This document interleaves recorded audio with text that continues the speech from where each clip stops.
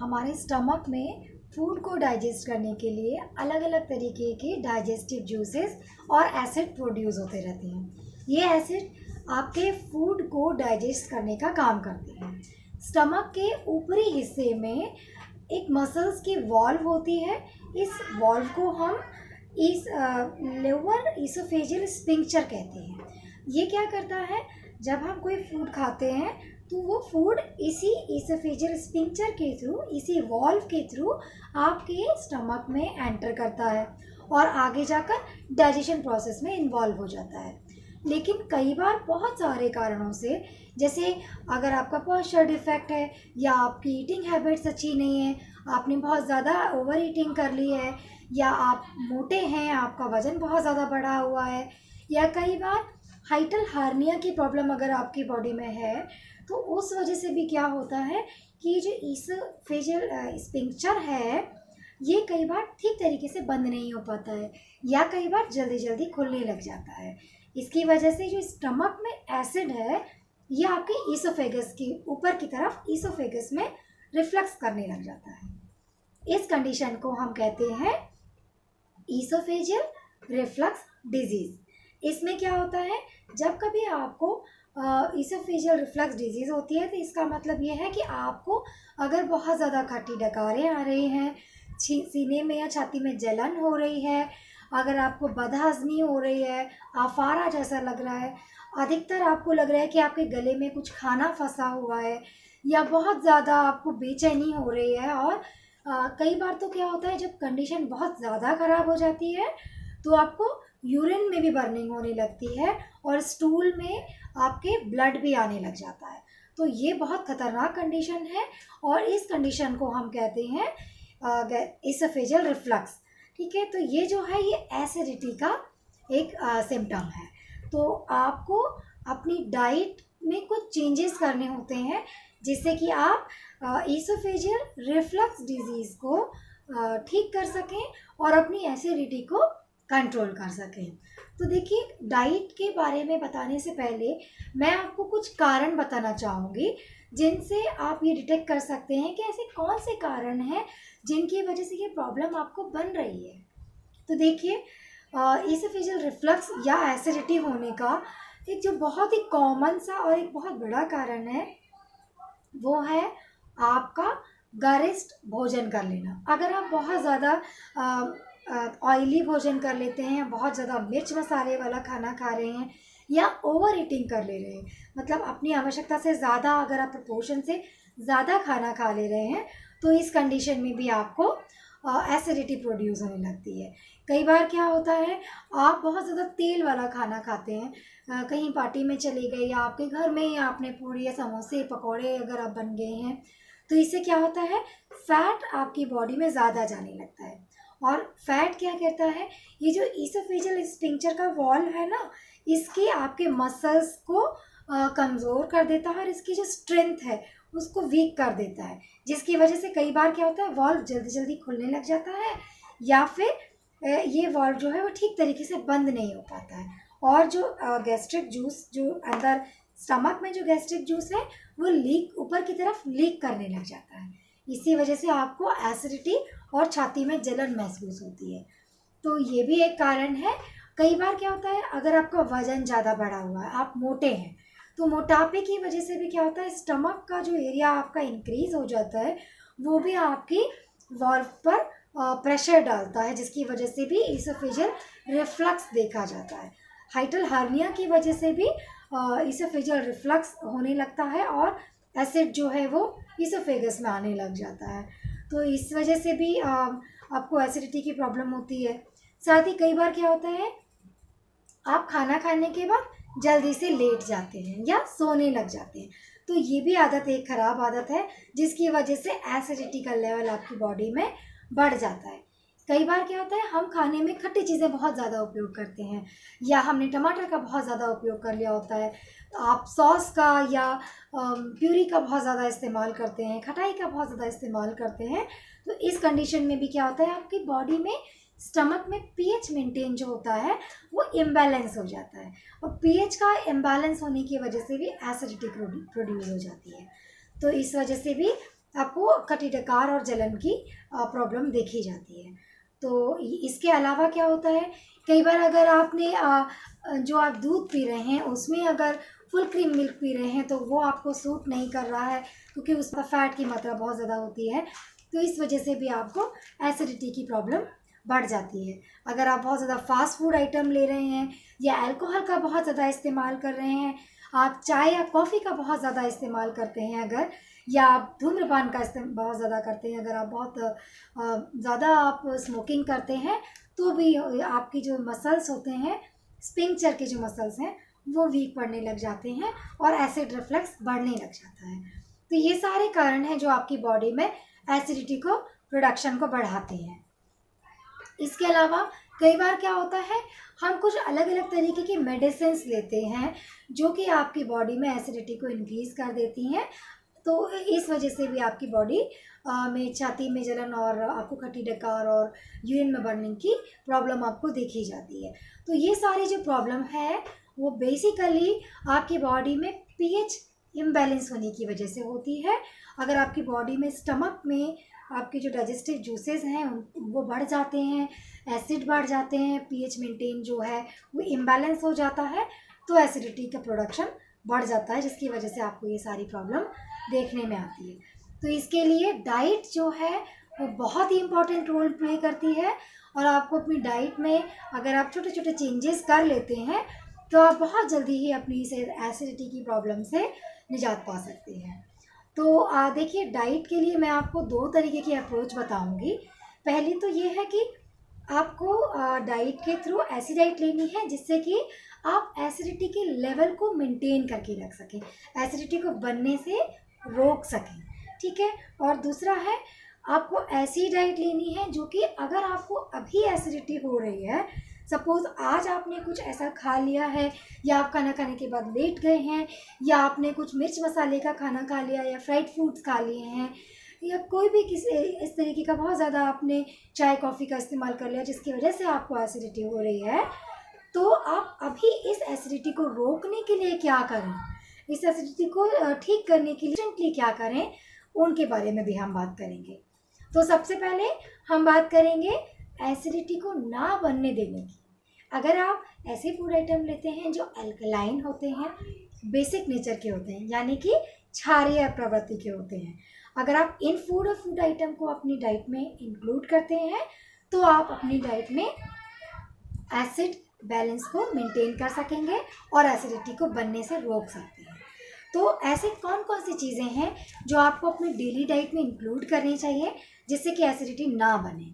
तो सबसे पहले देखिए, दिनचर्या से अगर हम शुरू करते हैं तो रोज़ के आप रूटीन में बना लीजिए कि रोज़ के रूटीन में आप जीरा वाटर का इस्तेमाल करें। जीरा जो होता है वो बहुत अच्छा अल्कलाइन सब्सटेंस है, इसमें पीएच मेंटेन करने की क्वालिटीज़ भी होती हैं, तो ये आपके एसिडिटी को बनने नहीं देगा। इसके बाद आप अपना जो भी फ्रूट्स खाते हैं वो सारे फ्रूट्स में आप सिलेक्ट कीजिए कि सारे फ्रूट्स जो आप खाएं वो आपके अल्कलाइन प्रॉपर्टी के हों, यानी बेसिक नेचर के हों। जैसे पपीता है, केला है, नाशपाती, सेब है, और साथ ही आप वाटरमेलन ले सकते हैं, मस्क मेलन ले सकते हैं, कैंटालॉप ले सकते हैं, शरीफा ले सकते हैं। ये सारे फल जो है वो अल्कलाइन यानी बेसिक नेचर के हैं। तो ये फ्रूट अगर आप लेते हैं तो आपको एसिडिटी की प्रॉब्लम नहीं होगी। तो ये फ्रूट अपने डेली के फ्रूट जो आप खाते हैं उसमें इन फ्रूट्स का आप इस्तेमाल करें। फिर जो आप दिन में खाना खाते हैं उस खाने में आप ज़रूर से सारी पत्तेदार सब्जियों का इस्तेमाल ज़रूर करें, जितना भी हो सकता है हरी सब्जियों का इस्तेमाल करें। जितनी भी हरी सब्जियां होती हैं वो अधिकतर अल्कलाइन प्रॉपर्टी की होती हैं, तो ये एसिड बेस बैलेंस को मेंटेन करके रखती हैं। साथ ही खाने में आप दही का इस्तेमाल ज़रूर करें, और विशेष रूप से ध्यान रखना है कि जो दही आप इस्तेमाल कर रहे हैं वो दही आपका टोन्ड या डबल टोन मिल्क से बना हो।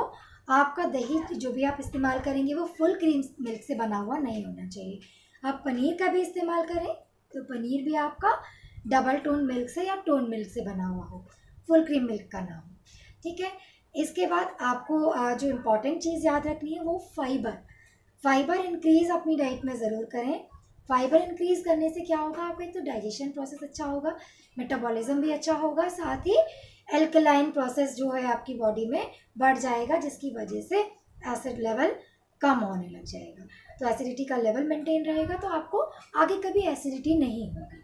तो आप फाइबर इंक्रीज करने के लिए क्या कर सकते हैं, फाइबर इंक्रीज करने के लिए आप पत्तेदार सब्जियों के साथ साथ अंकुरित अनाज का इस्तेमाल करें, अंकुरित चाट का इस्तेमाल करें, सभी प्रकार के फ्रूट्स इस्तेमाल करें, जितने भी अल्कलाइन टाइप के फ्रूट्स हैं वो इस्तेमाल करें। आप ओट्स का इस्तेमाल कर सकते हैं सॉरी। इसके अलावा आप ज्वार, बाजरा, बार्ली का इस्तेमाल कर सकते हैं। आप मक्के का भी इस्तेमाल कर सकते हैं। और जो आटा आप इस्तेमाल करते हैं अपने घरों में, उसे चोकर सहित यूज़ करें, उसका चोकर निकालें नहीं। और अगर हो सकता है तो आप मल्टीग्रेन आटे का इस्तेमाल करें। तो ये सब करने से भी क्या होगा, फाइबर कंटेंट इंक्रीज हो जाएगा। फाइबर कंटेंट इंक्रीज होने से एसिड लेवल बैलेंस रहेगा। इसके बाद आप जो दूध पीते हैं अगर, तो दूध भी आप रोज़ नियमित रूप से पी सकते हैं। बस आपको ये ध्यान रखना है कि दूध जो है वो फुल क्रीम मिल्क का ना हो, ठीक है। और जितने भी प्रकार के मिल्क प्रोडक्ट्स हैं, दही, लस्सी और छाछ वगैरह आप अगर इस्तेमाल करते हैं तो वो भी टोन मिल्क से बना होना चाहिए।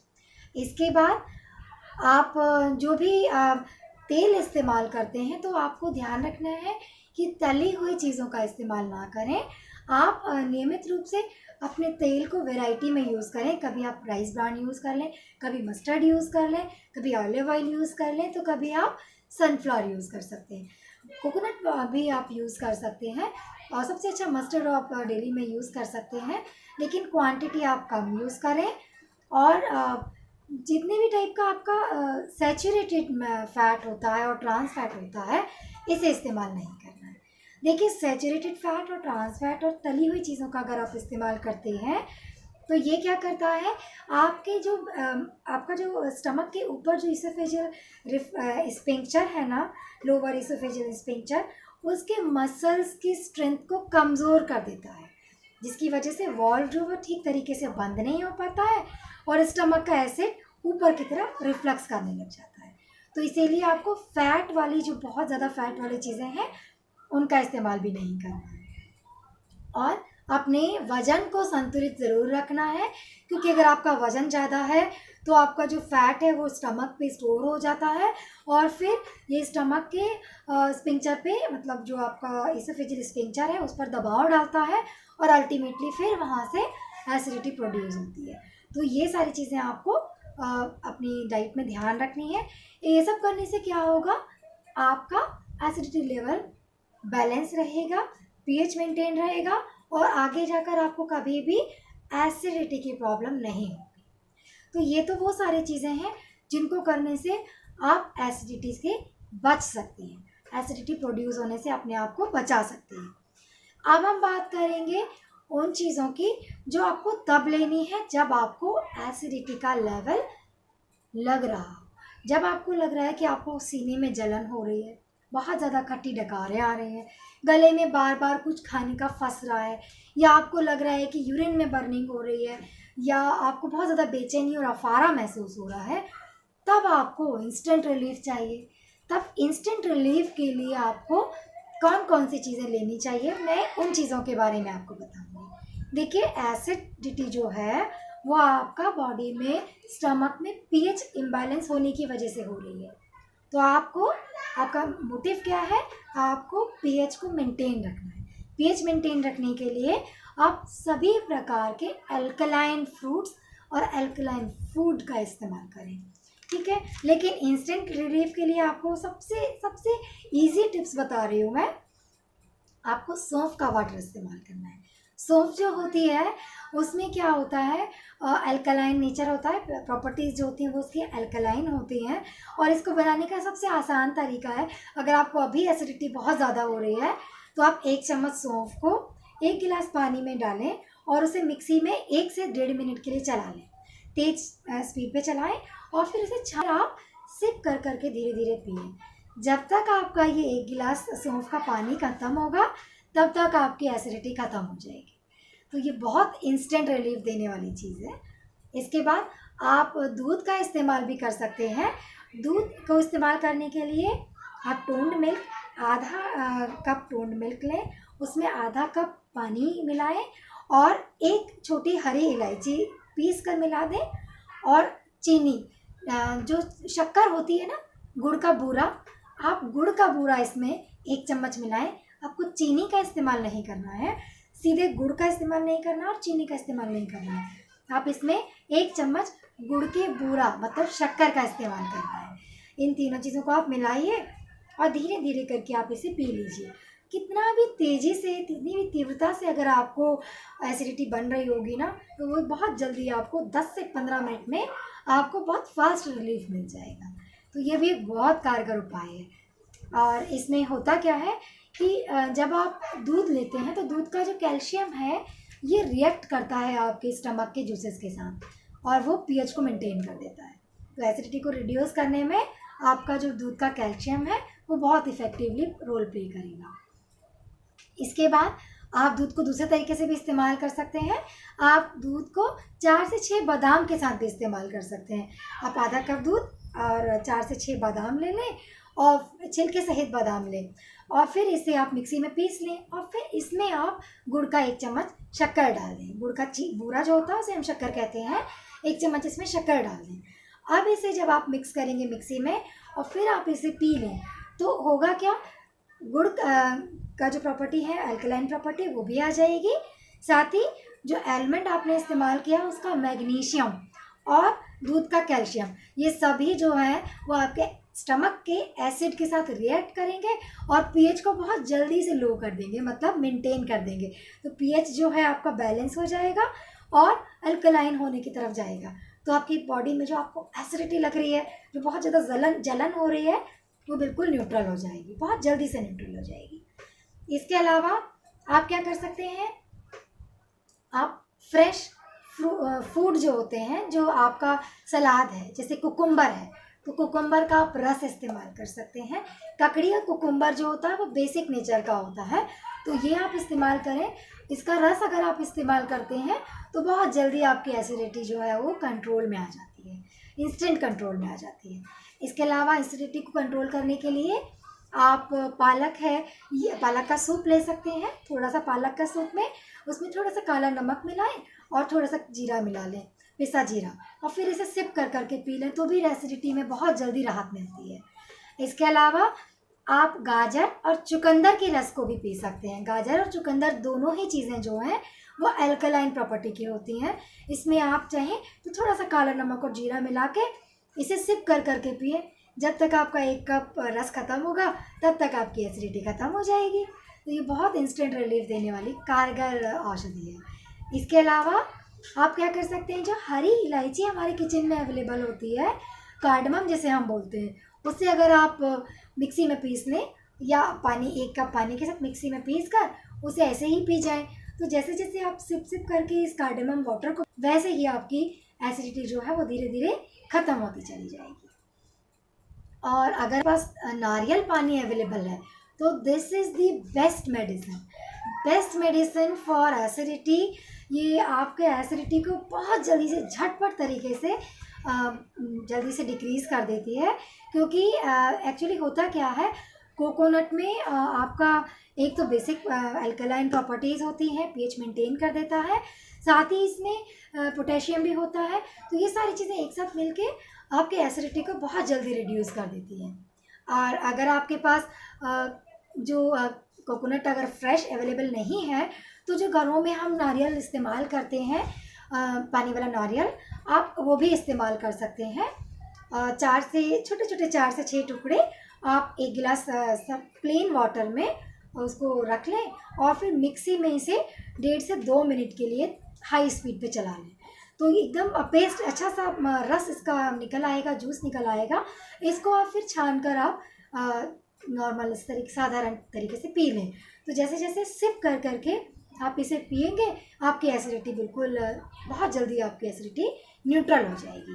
तो जो खट्टी डकार और जलन आपको महसूस हो रही है वो बहुत जल्दी से रेगुलर हो जाएगी।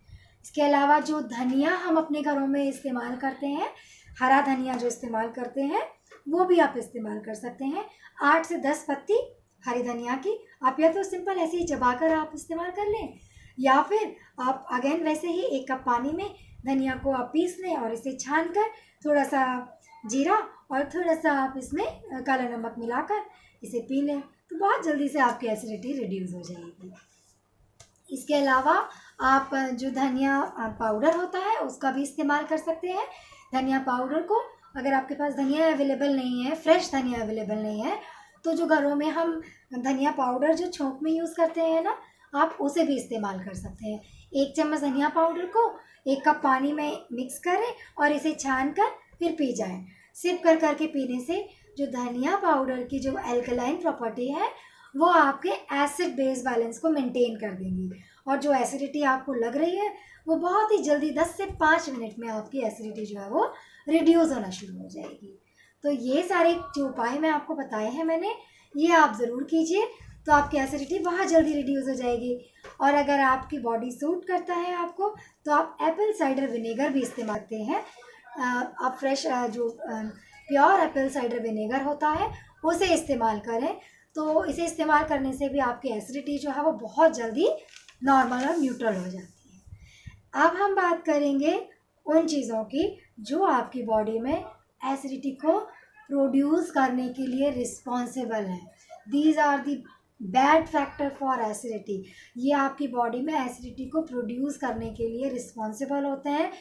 अगर आपको एसिड रिफ्लक्स की प्रॉब्लम हफ्ते में 2 या 3 बार से ज़्यादा बनी रहती है, तो आपको प्रॉब्लम है एसिडिटी की, रिफ्लक्स की। इस प्रॉब्लम को पूरी तरीके से ठीक करने के लिए आपको अपनी डाइट में से ये 10 चीज़ें जो मैं बता रही हूँ उन्हें पूरी तरीके से एक्सक्लूड कर दीजिए। 1 से 2 महीने तक आप रेगुलर इन चीज़ों को अपनी डाइट से पूरी तरीके से एक्सक्लूड कर दीजिए, तो धीरे धीरे करके अगर आपको ये जो एसिडिटी की प्रॉब्लम कंटिन्यू बनी रहती है वो धीरे धीरे करके मेंटेन हो जाएगी, और आप अपनी एसिडिटी को बहुत लंबे टाइम के लिए बहुत ईजीली तरीके से आप इसे कंट्रोल करके रख सकते हैं। तो सबसे पहले आपको अपने खाने में मिर्च मसाले वाली चीज़ों को पूरी तरीके से बंद कर देना है। जो आप अपने खाने में हरी मिर्च और लाल मिर्च का इस्तेमाल करते हैं, आपको उसे पूरी तरीके से बंद कर देना है। अगर आपको मसाले और मिर्च का इस्तेमाल करना है, तो आप अपने खाने में आप काली मिर्च का इस्तेमाल कर सकते हैं। काली में मिर्च की फ्लेवर और टिंच को डेवलप करने के लिए आप लौंग का इस्तेमाल कर सकते हैं, जायफल का इस्तेमाल कर सकते हैं, और खड़ी बड़ी इलायची का इस्तेमाल कर सकते हैं, और स्टार अनीस का इस्तेमाल भी कर सकते हैं। ये सब आपके खाने में क्या करेंगे, एक टिंच भी आपको देंगे, एक अच्छा सा फ्लेवर भी डेवलप कर देंगे। साथ ही अगर आप सौंठ का इस्तेमाल भी करते हैं तो ये एसिडिटी को भी रिड्यूस करता है, और साथ ही क्या करेगा, आपको जो एक मसाला खाने की जो इच्छा आपकी होती है वो भी पूरी हो जाएगी। तो आप अपनी लाल मिर्च और हरी मिर्च को इन चीज़ों से रिप्लेस कर दीजिए, ठीक है। इसके बाद तली हुई चीज़ें आपको बिल्कुल नहीं खानी है। जितनी भी टाइप की आप तली हुई चीज़ें खाते हैं वो आपके सिफिजियल वॉल्व के जो मसल्स हैं उसकी स्ट्रेंथ को कम करती है, और जो आपकी रिफ्लक्स है उसको बढ़ा देती है। तो इसीलिए आपको ध्यान रखना है कि आप किसी भी तरीके का तला हुआ पदार्थ बिल्कुल ना खाएं। फास्ट फूड पूरी तरीके से अवॉइड कर दीजिए। फास्ट फूड में बहुत टाइप का ट्रांस फैट और बहुत टाइप का सैचुरेटेड फैट होता है, इसलिए आपको फास्ट फूड और तली हुई चीज़ें बिल्कुल नहीं खानी है। तो आप अपने घरों में भी, ऐसा नहीं कि बाहर नहीं खानी है, घरों में भी आपको ऑयल और फास्ट फूड का इस्तेमाल बिल्कुल नहीं करना है। इसके बाद आप लोग अगर चाय या कॉफ़ी का इस्तेमाल बहुत ज़्यादा करते हैं, तो देखिए चाय और कॉफ़ी जो है वो एसिडिटी को बढ़ाता है, इसलिए प्लीज़ आप अपनी डाइट से चाय और कॉफ़ी को बिल्कुल बंद कर दीजिए। अगर चाय लेनी भी है तो उसकी क्वांटिटी रिड्यूस कर दीजिए। पूरे दिन में 1 कप चाय लीजिए, उसे भी 2 बार में डिवाइड कीजिए, 1 बार सुबह और 1 बार शाम को आप ले सकते हैं। और अगर हो सके तो अपनी चाय को आप नींबू पानी से या लेमन टी से, लेमन आइस टी से, या फिर आयुर्वेदिक टी जो होती है उससे आप रिप्लेस कर दीजिए, ठीक है। तो आप चाय और कॉफ़ी का इस्तेमाल नहीं कीजिए। और साथ ही अगर कुछ लोग क्या करते हैं, बहुत ज़्यादा मीठा खाते हैं, मिठाइयाँ बहुत ज़्यादा खाते हैं या सिंपल शुगर का इस्तेमाल बहुत ज़्यादा करते हैं, तो आपको सिंपल शुगर यानी चीनी का इस्तेमाल बिल्कुल नहीं करना है।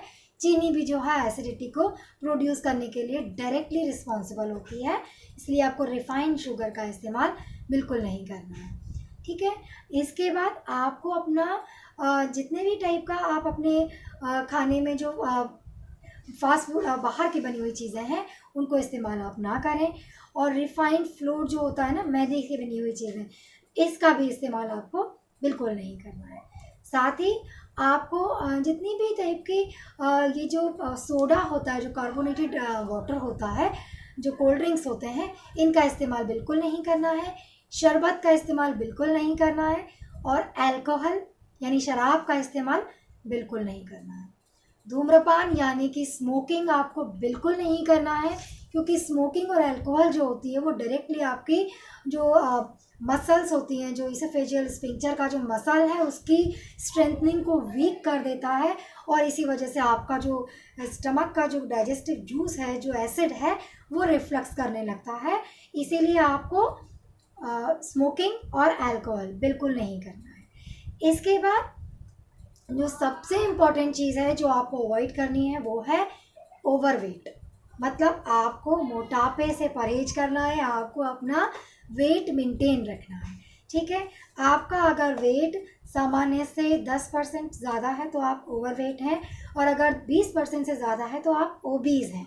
और जो ओबीज़ होते हैं उनको सबसे ज़्यादा प्रॉब्लम होती है एसिडिटी की, क्योंकि आपके जो इसोफेजियल का जो स्फिंक्टर है उसकी मसल्स वीक हो जाती है, और अल्टीमेटली जो एसिड है वो बार बार आपके स्टमक से आपके इसोफेजियस में आने लगता है। और अगर ये कंडीशन लंबे टाइम तक बनी रहती है तो फिर अल्सर होने की संभावना बहुत ज़्यादा बढ़ती है, इंडाइजेशन बहुत ज़्यादा होता है, बीएमआर बहुत कम हो जाता है, और आपको तरह तरह की और बीमारियां घेर लेती हैं। इसीलिए सबसे इम्पॉर्टेंट है कि आपको वेट को मेंटेन करके रखना है। तो ये जो सारी चीज़ें मैंने आपको बताई हैं, इन सारी चीज़ों का आप ध्यान रखिए, तो आप एसिडिटी को ना ही सिर्फ कंट्रोल कर सकेंगे बल्कि इससे इंस्टेंट रिलीफ के साथ साथ इसे हमेशा के लिए अपनी लाइफ से बाय बाय कर सकेंगे। आपके अच्छे स्वास्थ्य की मैं कामना करती हूँ। अगर कोई भी आपको प्रश्न हो तो आप मुझसे पूछ सकते हैं।